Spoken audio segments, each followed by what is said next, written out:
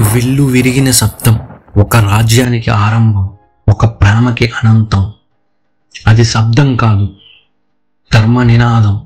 అది గర్జన కాదు, మౌనంలో వినిపించే ప్రేమ సంగీతం.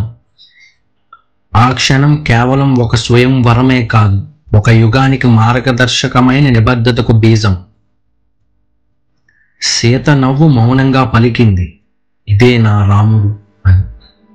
రాముని చూపు ధైర్యంగా చెప్పింది, ఇదే నా జీవితం అని. ఆ రోజు ప్రేమ మాటలతో కాదు, ధర్మచర్యలతో ముగిసింది. విల్లు విరిగింది, కానీ వారిద్దరి మౌనం ప్రపంచానికి ధర్మాన్ని నేర్పింది.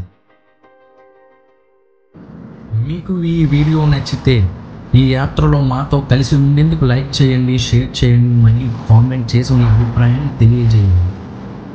మీ సాయం, మీ అభిప్రాయం మీ ఛానల్ కోసం అద్భుత మార్పు తెస్తుంది.